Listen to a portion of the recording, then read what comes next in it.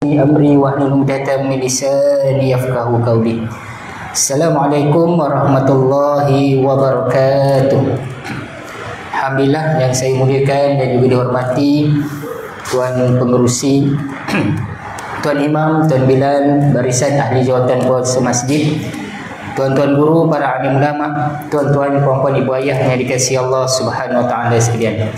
Dan alhamdulillah, yang pertama ni kita panjatkan kesyukuran kepada Allah Subhanahu wa taala dengan keizinannya, kekuatan, kesihatan dan juga nikmat umur yang masih lagi diberikan pinjaman kepada kita pada malam ini, dapat sekali lagi kita mendirikan solat fardu maghrib secara berjemaah. Kemudian Allah berikan lagi ruang dan peluang untuk kita berada di dalam taman-taman syurga. Jadi insyaAllah tuan-tuan, puan-puan, ibu ayah, malam ni kita sambung lagi pengajian berkitab kita Hidayatus Salikin fi Sulukil Maslakil Muttaqin. Dia satu kitab yang dikarang oleh Imam Al-Ghazali, kemudian diterjemahkan oleh Syekh Abdul Samad Al-Falimbani. Maka dinamakan dengan kitab ini Hidayatus Salikin, petunjuk bagi orang-orang yang nak mencari jalan, iaitu yang takut kepada Allah Subhanahu wa taala. Jadi malam ni kita sambung 200 buku yang hijau 216. Kalau kitab yang lain tuan-tuan buka je bab yang keempat. Ya, kita dah masuk pada menjauhkan segala maksiat yang batin, yang zahir habis dah. Zahir ni yang kita nampak, ya, daripada maksiat tangan, maksiat kaki, maksiat perut, semua segala jenis maksiat yang zahir dah habis dah kita. Sekarang ni kita dah masuk pada menjauhkan segala maksiat yang batin pula. Yang batin ni yang kadang-kadang kita tak perasan, dan kadang-kadang kita merasakan benda tu orang tak nampak, jadi kita anggap benda ni tak apalah, orang tak tahu, kan? Jadi kita terlepas pandang. Jadi sama-sama kita lihat pada malam ini, iaitu pada menjauhkan segala maksiat yang batin, iaitu maksiat yang letaknya di dalam hati. Dan dalam hati ni semua orang tak tahu antara satu sama lain. Saya nak ramal, nak tentu, nak tahu apa yang isi hati tuan-tuan pun kita tak tahu. Kalau tengok pada riak muka wajah mungkinlah nampak. Kalau orang tu tak senyum, kita kata orang tu marah, tapi walau orang tu tak marah pula, mungkin muka dia macam tu saja. Ada orang kadang-kadang muka dia senyum tapi hati dia marah. Itu yang kita pun tak tahu juga tu. Dia muka dia nampak senyum tapi hati dia marah dengan kita. Jadi sebab itulah bab hati ni kita yang boleh merawatnya, dan kita lah yang boleh membersihkan itu tadi. Baik, kita tengok sama-sama.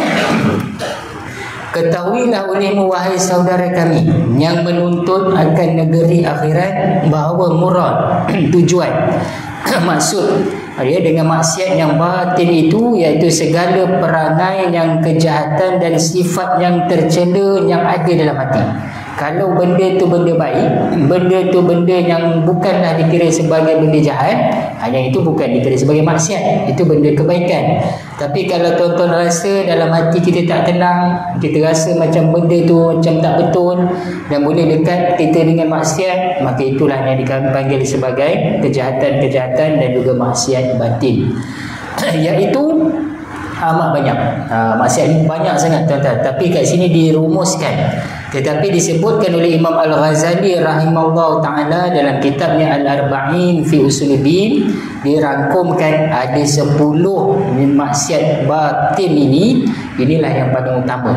Yang lain itu banyak lagi, tapi 10 ni antara yang besar, yang kalaulah kita dapat jaga yang 10 ni daripada terjerumus ke dalam maksiat, insya-Allah kita akan menjadi orang yang muttaqin itu tadi. Orang yang takut kepada Allah. Baik, dikatakan dekat sini yang pertamanya dipanggil sebagai syarahut ta'am, iaitu orang yang sangat gemar pada membanyakkan makan. Ini nampak macam bukan hati, tapi dia puncanya datang daripada hati.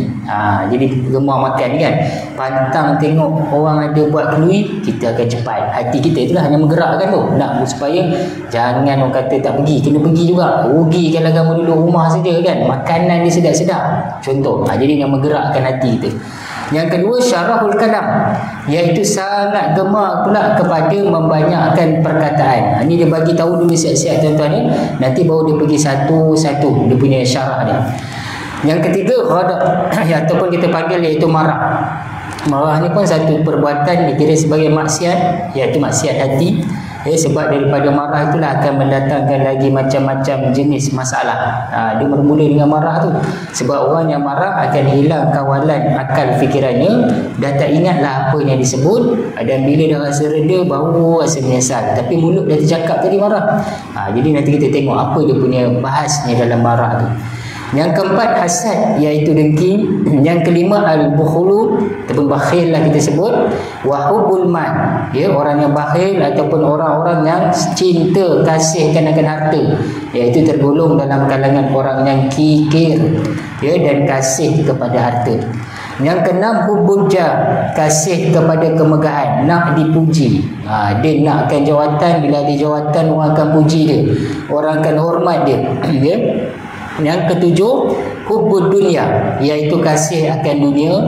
Yang ke-8 takabur, membesar-besarkan diri dia. Ke-9 ujub. Ujub ni daripada kalimah ajaib lah. Kita biasa dengar kan, ajaib, orang buat magic, ajaib tu kan. Iaitu perkara yang boleh mendatangkan kehairanan dalam diri dia. Hairan bukan hairan apa tuan-tuan? Hairan merasakan diri dia hebat. Hebat, pelik lah aku ni. Ni hairan Macam mana aku boleh adil pada orang lain? Kalau ikutkan ramai lagi orang adil kat sini, tapi aku rasa aku lagi adil. Itu dia hairan dengan diri dia.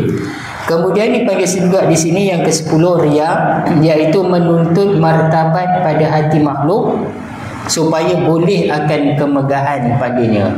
Yang ini dia nakkan orang nampak apa dia buat supaya bertambah-tambah lagi lah dia merasa bangga. Kalau orang tu jenis ibadat pula, ibadat tu dah elok dah, tapi dia nak orang puji, orang nampak, jadi dia akan nampak megah lagi. Baik, maka wajiblah. Wajib ni maksud kata nak tak nak, mesti pada tiap-tiap mukallaf kita tuan-tuan yang berakal, yang baligh, yang berkehendak akan kemenangan di dalam akhirat. Nak tak nak pun memang kita akan menuju ke akhirat pun. Bahawa menyucikan mereka itu akan hati mereka daripada sifat yang tercela ini. Jadi 10 ni kita akan cuba sama-sama tuan-tuan untuk bersihkan, untuk kita perbetulkan supaya tak ada pun 10 ni melekat dalam hati kita. Kerana firman Allah Subhanahu Wa Taala dalam surah Asy-Syams, A'udzubillahi minasyaitonirrajim. Qad aflaha man zakkaha, sungguhnya telah dapat kemenangan oleh seorang yang menyucikan hati mereka itu daripada sifat yang tercela. Jadi kalau kita dapatlah buang 10 benda yang tak berapa baik dan memang sangat tak baik ni lah, insya-Allah Allah janjikan, dia kata apa? Sungguh dapat kemenangan tadi. Jadi kalau nak menang tuan-tuan, menang ke mana ni? Menang ke dunia akhirat. Ke tempat kekal abadi kita tu nanti. Dan sabda Nabi SAW, hadis riwayat Muslim dan Tirmizi, hadis yang sahih.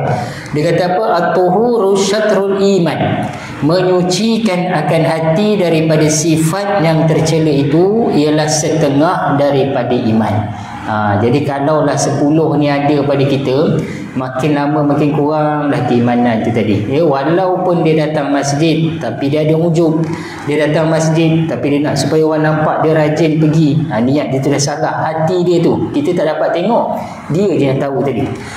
Dan kata Imam Ghazali rahimahullah ta'ala, dan difaham daripada hadis ini bahawa sempurnanya iman itu iaitu menyucikan hati daripada sifat tercela dan membaikkan hati dengan sifat-sifat yang terpuji. Maksud kata di sini tuan-tuan, kalau nak jadikan sifat ni tak ada pada kita, kita kena lawankan dengan dia lah. Kalau contoh yang pertama tadi, gemar sangat pada makan, kena lawankan dengan kurang minat pada makan. Bukan tak makan langsung, makan, tapi dikurangkan daripada gemar tadi. Sebab daripada makan itulah punca juga penyakit tadi tuan-tuan. Kita tengok nanti dia punya perbahasan satu persatu Baik, kita tengok sama-sama yang pertama. Dia masuk satu-satu. Yang ni kita masuk dulu makan dulu. Makan ni dia daripada hati tadi, iaitu pada menyatakan gemar makan, seronok, suka sangat dengan makan. Adapun syarahut ta'am, iaitu sangat suka gemar kepada makanan dan melebih kenyang daripada adat dan membanyakkan pada makan, maka iaitu dicela oleh syarah. Jadi orang yang terlalu minat sangat makan ni, Dia asal ada makan dia lah orang pertama. Jangan diajak lah. Maksudnya orang tak ajak pun dia datang juga. Pantang lepa. Kalau ada kambing tu 2, 3, 4, 5 pinggan, dia saja yang mengadap. Contoh. Orang lain pun minat juga, tapi dia lebih lagi. Jadi kat sini kata apa? Allah sebut dalam surah Al-A'raf. Ya, surah Al-A'raf, saya bacakan terjemahan dia. Wahai anak Adam, ambillah oleh kamu perhiasan kamu pada tiap-tiap masjid, dan makanlah olehmu akan makanan, dan minum olehmu akan minuman, dan jangan kamu berlebih-lebihan pada makan dan minum. Ya, kerana bahawasanya Allah SWT tiada kasih akan orang yang berlebih-lebihan ya pada makan dan minum itu. Dalam perbahasan lain juga ada, Imam Ghazali juga ada menyebutkan, kita bila makan ni tuan-tuan, kena bahagikan dalam perut kita ni 3. Rasanya pernah kita tengok dalam perbahasan yang sebelum ni kan, bila makan tu dalam perut kita ni kena bahagikan 3 ruang lah. Pertama ada ruang untuk makanan tadi, kemudian ruang untuk minuman, dan juga ruang untuk bernafas ataupun ruang angin tadi.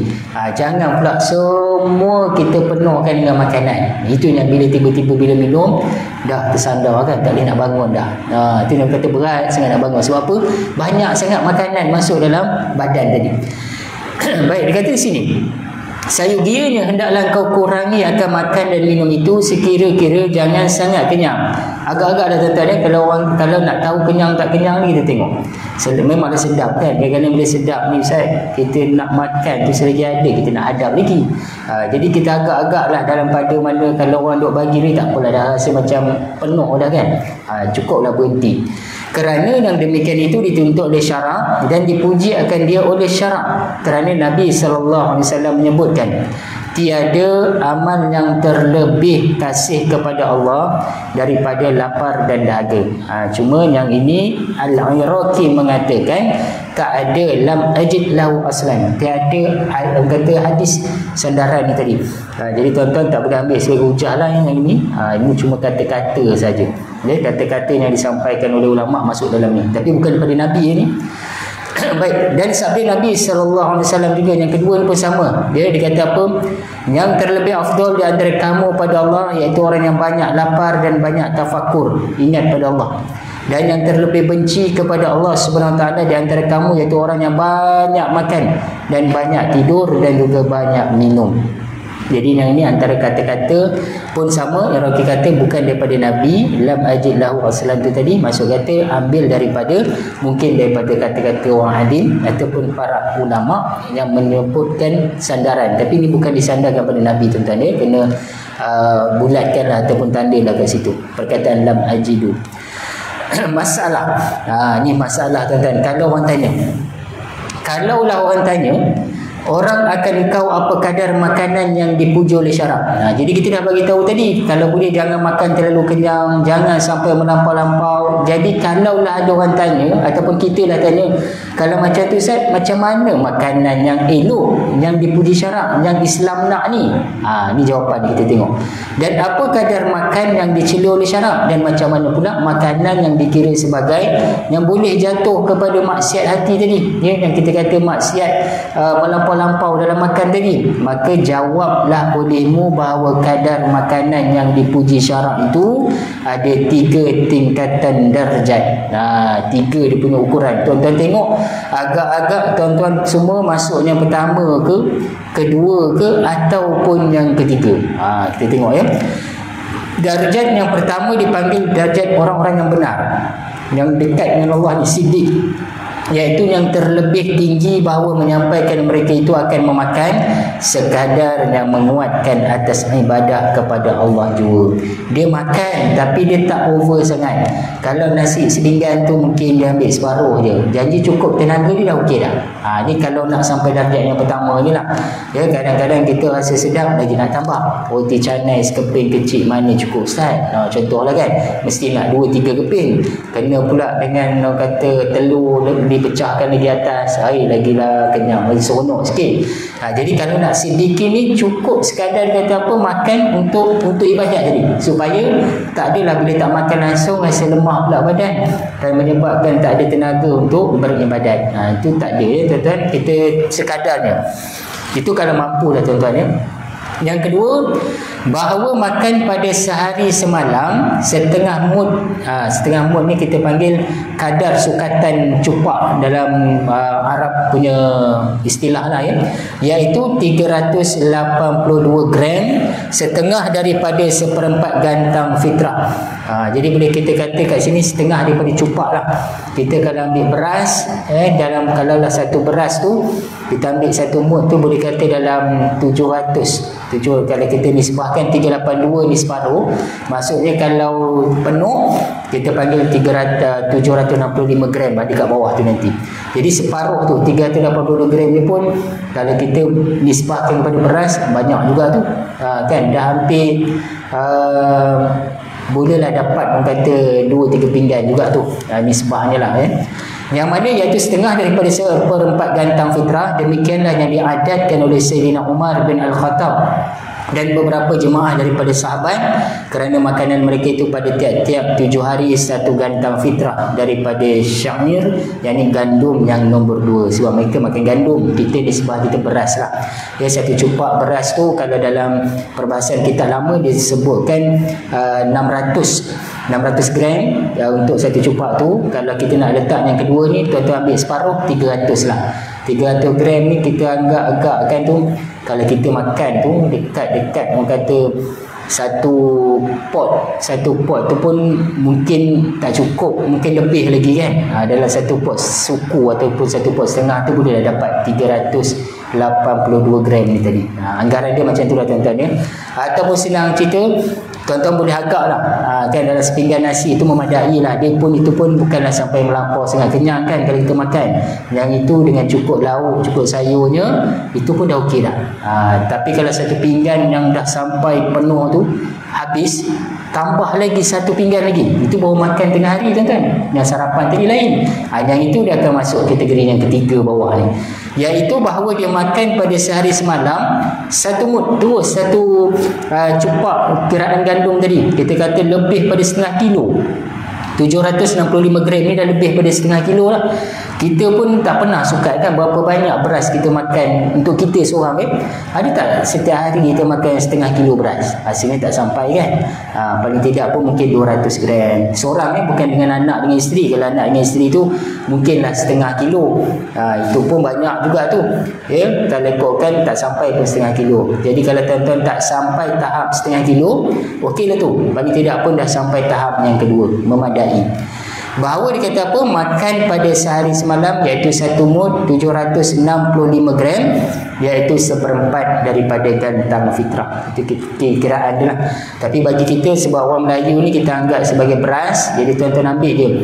Kalau satu cupak tu boleh muatkan dia punya setengah kilo lah kita kata. Kita punya makan standard sehari kita anggap separuh daripada secupak tadi. Itu yang paling standard lah ya. Kadang-kadang kita pun taklah berat sangat makan kan tuan-tuan. Biasa kita pagi ringan je, mungkin roti canai. Tapi ada orang jenis suka makan nasi, macam orang di Kelantan pada timur, pagi dia dah nasi dah, tengah hari lagi, petang nasi lagi, malam lagi. Yang itu dah masuk level ketiga. Tapi kalau tuan-tuan pagi makan kuih je, tengah hari mungkinlah nasi, petang mungkinlah dah makan roti-roti, biskut, malam kadang-kadang dah tak makan dah. Kalau makan pun mungkin makan mie, benda-benda ringan. Itu bolehlah lagi level yang kedua tadi. Baik, dan memakan yang lebih daripada ini, kalaulah sampai satu pun tidak, kedua pun tidak, tiga pun tidak, memang jenis kaki makan. Kan pantang kalau seperiuk nasi itu dia seorang pun boleh hadap. Ini contoh. Kalau yang ini dia dah lebih daripada adat, keluar daripada orang yang menjalani akan jalan kepada Allah Subhanahu Wa Taala, lagilah dicela oleh syarak. Jadi tak apa tuan-tuan kita yang umur dah 40 ke atas ni mungkin dah kurang sikit lah. Kalau anak-anak kita yang awal-awal tu memang kuat lah makannya, 20-an, 30-an kan. Lagilah sekarang ni dah ada style orang yang kata viral. Pantang viral ni diorang akan pergi, dia nak rasa semua tu. Kadang-kadang penuh dengan ada yang satu talam dah beli tak makan kan. Itu yang pakat makan sungguh-sungguh sehingga terlalu kenyang dan menyebabkan benda-benda yang tak baik tadi lah. Itu maksud dia. Jadi boleh tuan-tuan ya, sekadar yang boleh kita ambil makan tadi mengikut kadar yang kalau boleh yang pertama ataupun yang kedua tadi. Sebab daripada makan itulah sebenarnya punca segala penyakit, ya. Lagilah sekarang ni makanan ada cheese-nya, ada mayonisnya, makanan fast food-nya lagi. Bayangkan semua tu benda-benda yang disegerakan dia mi segera macam-macam. Sebab tu orang ada buat istilah fast food fast die. Kan makanan segera fast food tadi fast die, cepat mati. Kan kalau banyak sangatlah. Bayangkanlah kalau hari-hari makan Maggi pun tak elok juga tuan-tuan, ya. Apatah lagi lah kalau benda-benda yang berunsurkan cheese dan benda-benda yang kita pun tak tahu bahan-bahan proses tadi tu. Sebab tu banyak sekali kes kanser pun berpunca daripada makanan-makanan segera. Kalau boleh elakkanlah tuan-tuan ni, maksudnya jangan jadikan makanan ruji harian lah. Lebihkan dengan makanan-makanan yang berkhasiat tadi. Baik, tuan-tuan, itu fasal yang pertama. Kita masuk fasal yang kedua.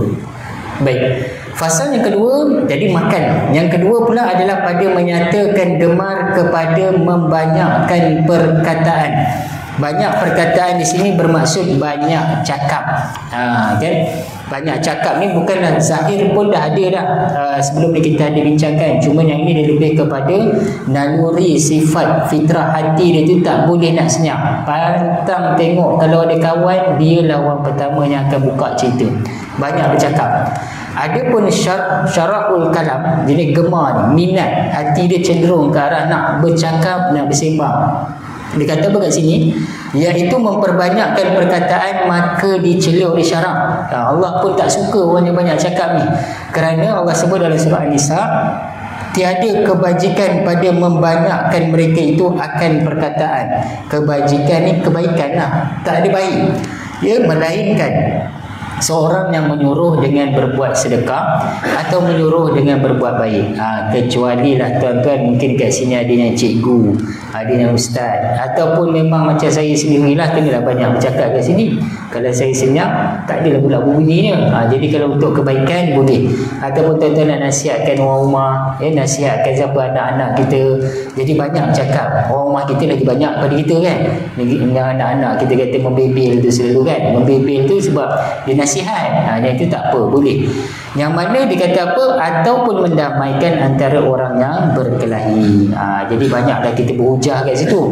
Jadi yang itu Islam benarkan. Selain pada itu, yang itu dia akan membawa kepada perkataan yang sia-sia.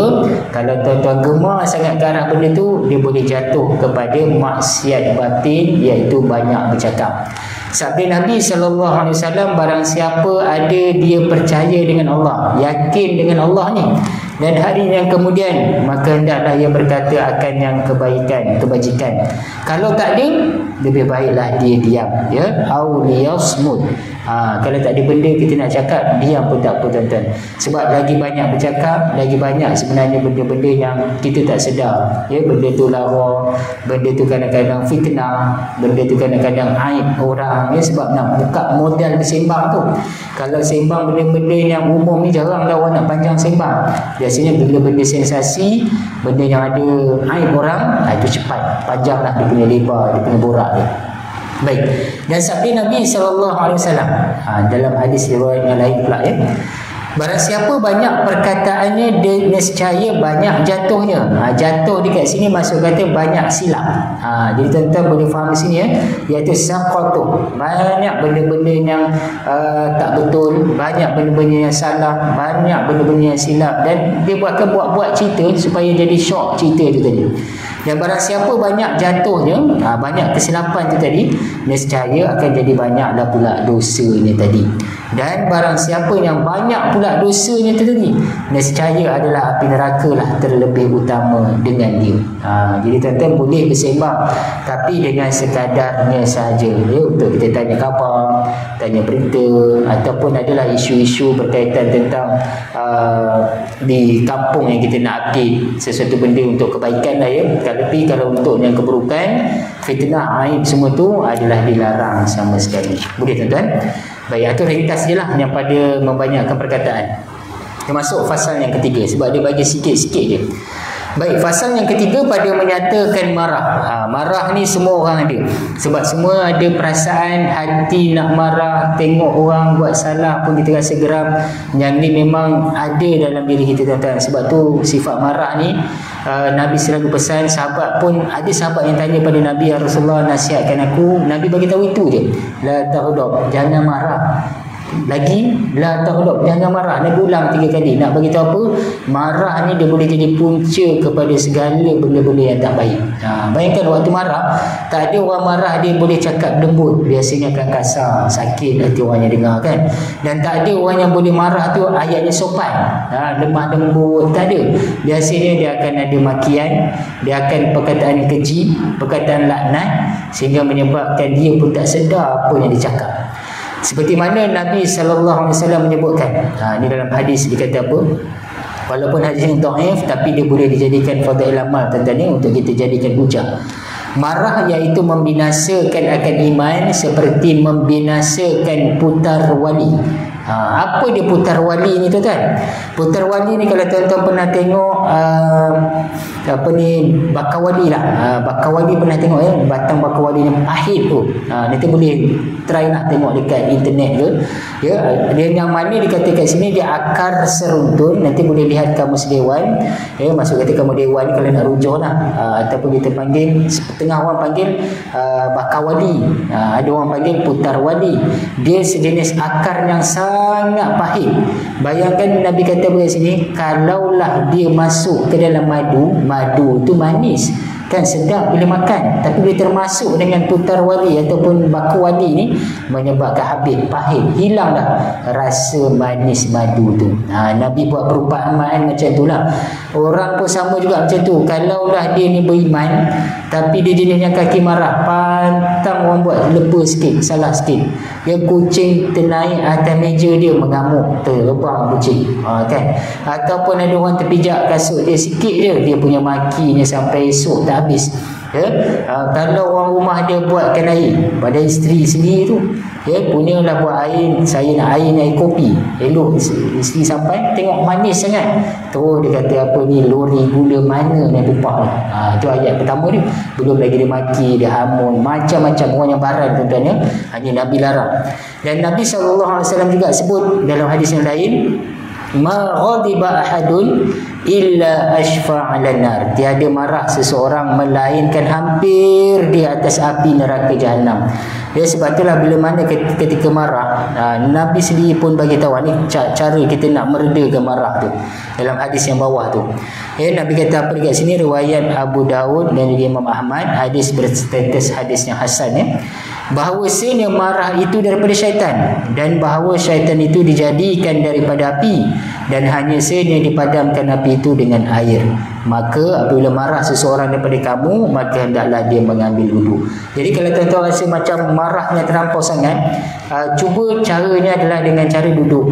Tak mampu duduk, baring. Dah tak boleh juga, ambillah wudu. Sebab dengan wudu itu tadi akan memadamkan api kemarahan. Ya, InsyaAllah sikit demi sikit dia boleh memadamkan itu, tuan-tuan. Sebab bila kita dah marah, tuan-tuan, kita tak tahu apa yang kita cakap, kita tak tahu apa yang kita sebut. Kadang-kadang ayat-ayat tu kita nak tarik balik payah. Ya, mulut ni dia macam pisau tajam, sekali keluar sampai mati orang boleh ingat. Walaupun orang tu kata tak apalah bang, saya dah maafkan dah, tapi hati dia duk teringat lagi tu. Kan macam mana dia maki aku dekat tengah orang ramai lagi lah. Kalau tuan-tuan marah dekat orang ramai khalayak, lagi dahsyat, dia boleh mengaibkan orang tu. Sebab tu Nabi pesan jangan kita marah ya. Kalau betul-betul nak marah sekalipun, kawal dengan sehabis baiknya mungkin. Boleh tuan-tuan ya, kita ambil yang terakhir lah ya, fasal yang keempat, last sebelum kita berakhir dengan masuk waktu isyak. Fasal yang keempat adalah pada menyatakan hasad. Hasad ni apa tuan-tuan? Dengki. Adapun hasad iaitu dengki, maka iaitu sebesar-besar kejahatan manusia yang dicela oleh syarak lagi haram. Ya, kata Imam Al-Ghazali, dan ketahuilah olehmu bahawa dengki itu haram, iaitu bahawa suka engkau akan hilang nikmat daripada orang lain daripadamu, dan suka engkau turun bala dengan dia. Nak faham hasad ni senang je, iaitu bila orang tu dapat satu kelebihan lebih pada kita, kita tengok dia, kita tak puas hati, kalau boleh aku nak hapuskan apa kelebihan yang dia ada. Nikmat yang dia ada tu aku tak nak. Tengok orang kaya, kita nak pastikan dia jatuh miskin. Tengok orang berjaya dalam perniagaan, kita nak pastikan dia boleh muflis. Yang itu maksud hasad. Tapi kalau kita dengki yang boleh membawa kepada tak hilang nikmat, yang itu bukan hasad, tuan-tuan ya. Contoh kita tengok orang tu kaya, kita jumpa dia, kita kata macam mana abang Mat ni boleh jadi kaya, bisnes niaga. Jadi abang Mat tu pun cerita pada kita, bukan apa pun, saya ni adalah solat duha, tiap pagi saya bangun awal, saya amalkan doa sekian-sekian. Kita pun nak buat macam dia, kita tiru macam dia.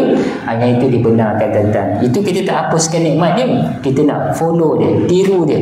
Yang itu bukan hasad. Hasad ni kita nak hilangkan nikmat, dan juga kalau boleh jatuh bala bencana pada orang tu. Itu bahaya, hati-hati tuan-tuan ya.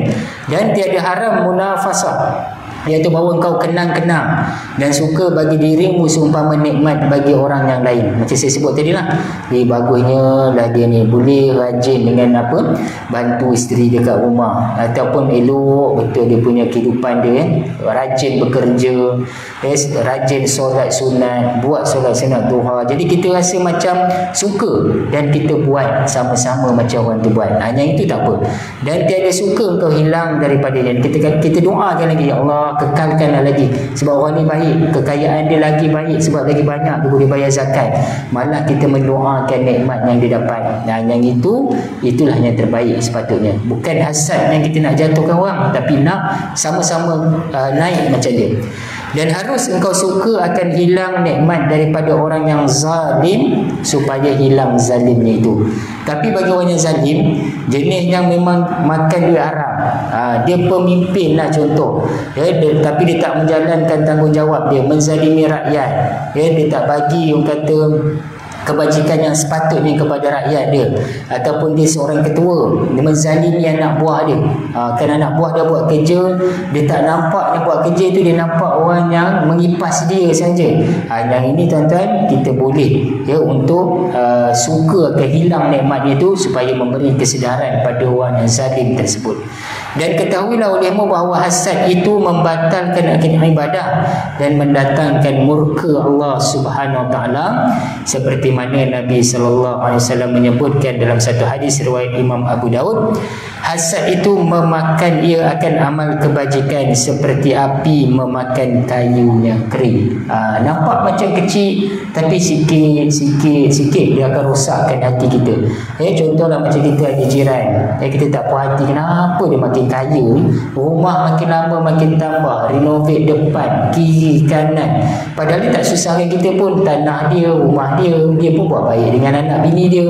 Kita yang rasa macam tak puas hati, rasa macam mana duit dia dapat ni, entah mencuri duit mana, kita dah mula dah. Kan kita ada sangkaan jahat, lepas tu kita ada hasad, supaya kalau boleh aku tak mau lah dia jadi orang kaya, kalau dia jatuh miskin lagi bagus. Yang ini tuan-tuan ni, kalau ada, cepat-cepatlah kita berlindung kepada Allah, supaya Allah tak kekalkan perasaan hasad itu dalam diri kita. Bukan senang, sebab ialah semua orang ada kan perasaan ni.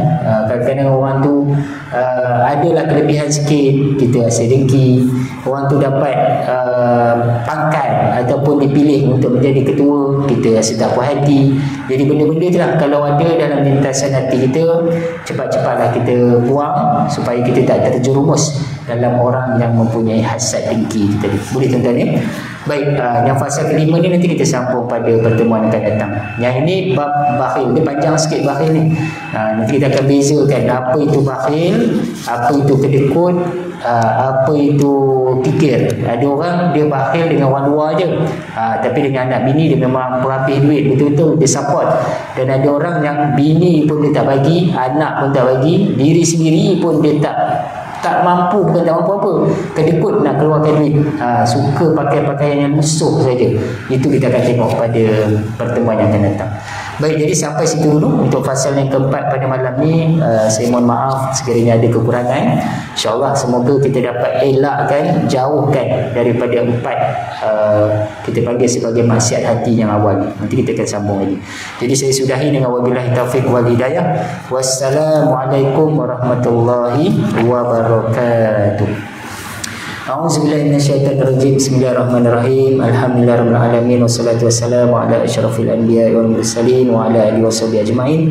Rabbana zalamna anfusana wa illam taghfir lana wa tarhamna lanakunanna minal khasirin. Rabbana 'alaika wa tawakkalna wa ilaika anabna wa ilaikal masir. Wa sallallahu ala sayyidina Muhammad wa ala alihi washabihi wa baraka wasallam. Walhamdulillahirabbil alamin.